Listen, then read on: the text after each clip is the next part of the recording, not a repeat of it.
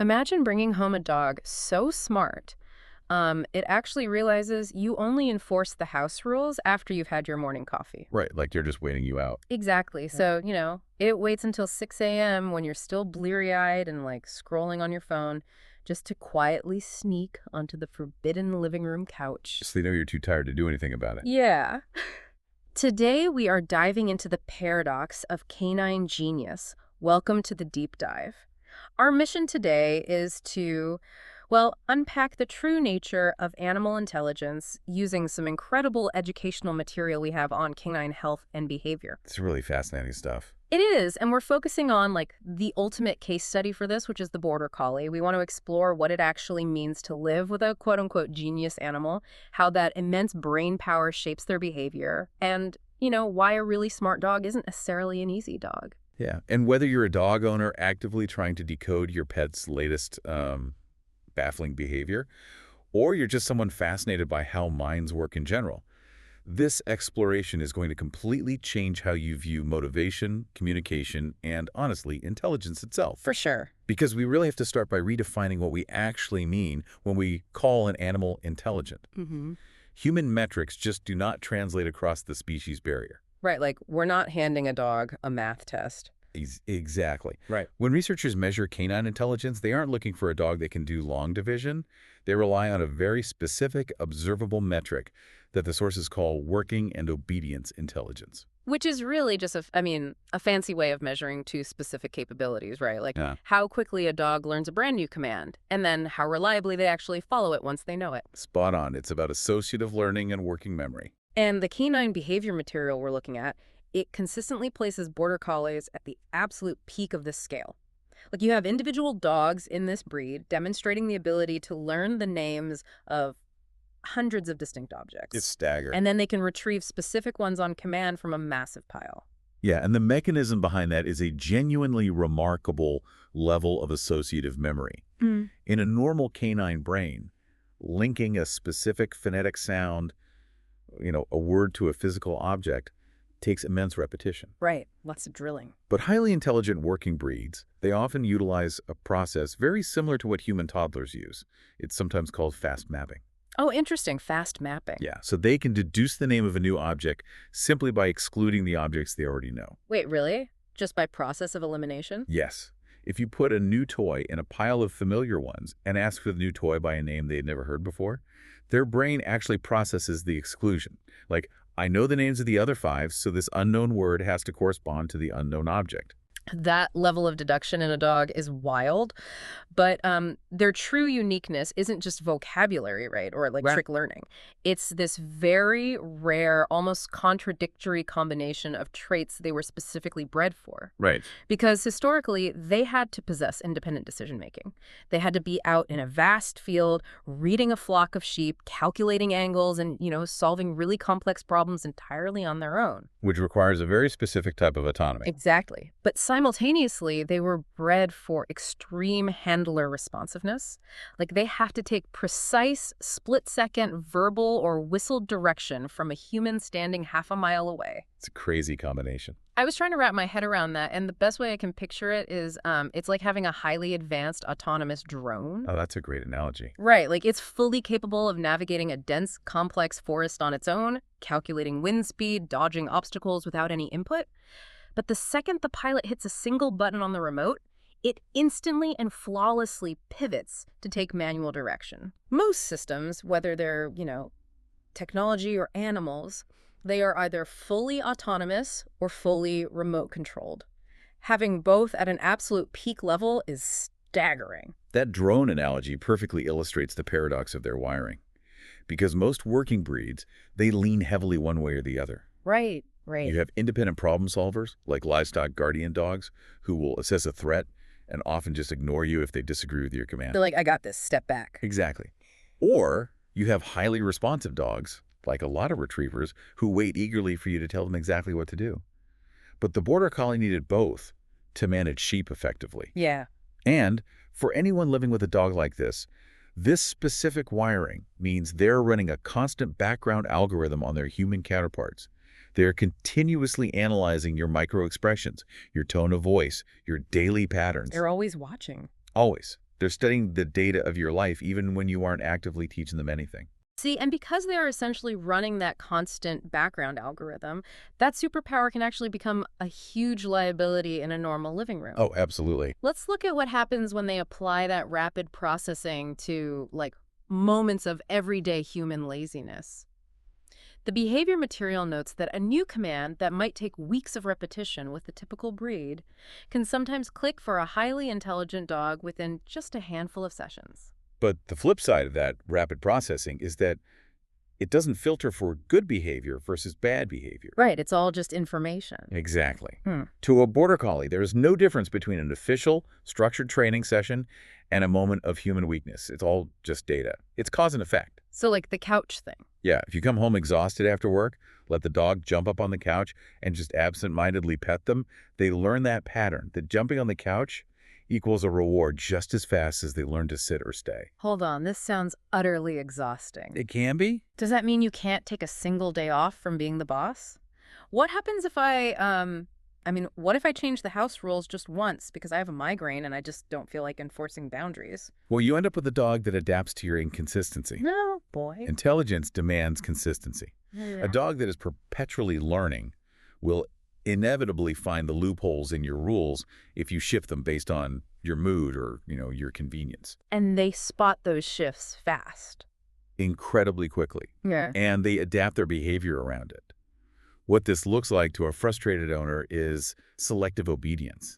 The owner thinks, oh, the dog is being stubborn or defiant. So the dog isn't forgetting the rule. They've just realized the rule is optional on Tuesdays if I look tired. Right. They've learned a much more complex rule, like I only have to stay off the couch if my owner has had their morning coffee and is actually making eye contact with me. It's highly accurate pattern recognition. They aren't trying to overthrow the household hierarchy. They're just playing the game according to the exact nuanced rules you've accidentally established. That is fascinating, but also terrifying. So if you can't be casually inconsistent with a mind that active, the next logical step is figuring out exactly how to communicate and motivate them effectively. Yes, crucial. You would assume food is the universal currency for dogs.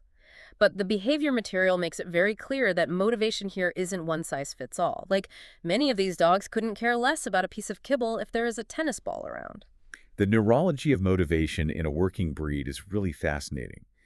In many of these dogs, the dopamine loop is tied more strongly to the action of working than to the actual caloric reward of eating. Wow. Yeah, they are genetically engineered to find immense satisfaction in play, in movement, in chasing, or simply in the opportunity to just do a job. So you have to figure out what that is for them. Exactly. Finding out what specifically triggers that dopamine release in your individual dog is the key to unlocking their focus. For some, a quick game of tug is 1,000,000 times more reinforcing than a really high-value treat. And how you use that motivation is highly restricted, according to the sources. Training has to rely entirely on positive reinforcement. Absolutely. Like training approaches built around dominance, intimidation, or physical correction are entirely inappropriate for this kind of intelligence. These dogs are highly sensitive. Very sensitive. They're emotionally attuned to household tension, to subtle mood shifts, to routine changes. That sensitivity is profound, and we have to remember it's biological.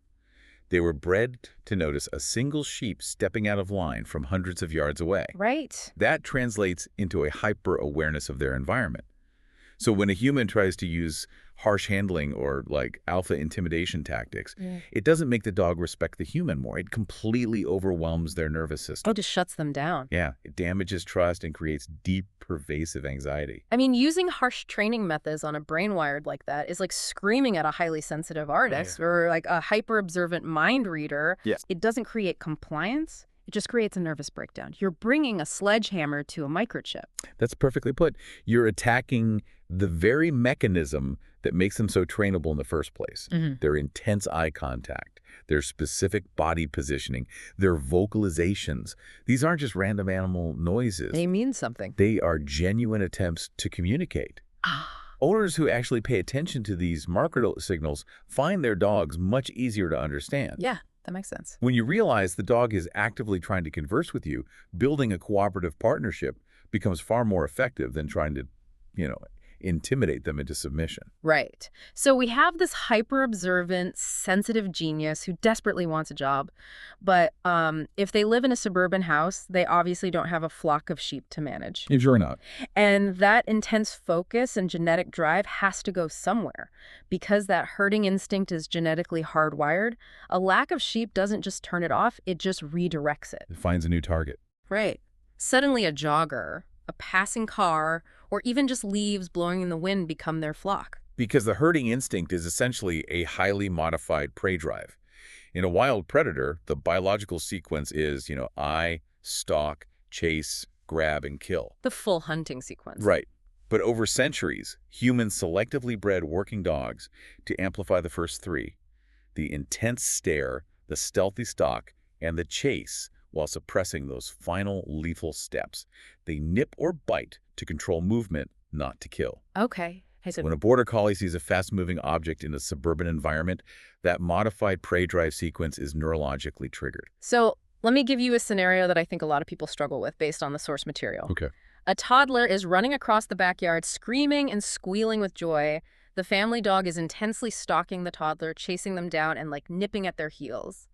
How do you manage that without completely suppressing the dog's fundamental nature? Well, you have to realize that a squealing toddler perfectly mimics the erratic high-speed movement and sound of a runaway sheep or a distressed prey animal. Oh, wow. Yeah, it triggers that automatic neurological sequence in the dog's brain: stalk, chase, nip, that they literally cannot ignore unless they are given an alternative job to focus that processor on.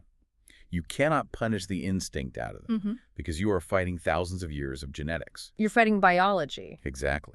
So management involves a few critical pillars. First being strict supervision, I imagine. You can't just leave them in the yard to sort it out themselves. Never. Second, you have to train alternative, incompatible behaviors. Incompatible behaviors. Right. You show the dog what they should do when that instinct flares up.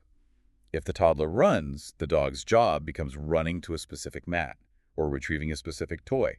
You redirect that powerful processor to a different safe task. Okay, so you're giving the drone a new set of coordinates before it locks onto the wrong target? Exactly. And third, you have to provide structured alternative outlets for that drive.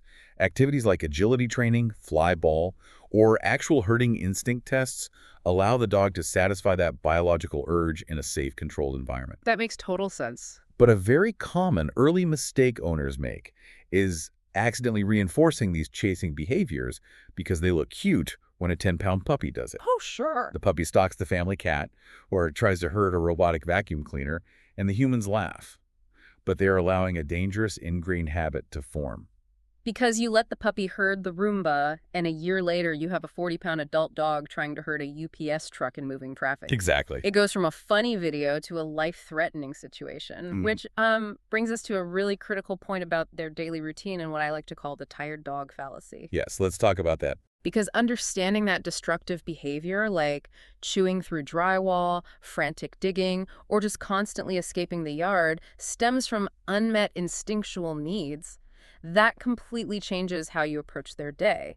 Specifically, the balance between physical exhaustion and mental engagement. A massive misconception is underestimating the sheer volume of mental stimulation required.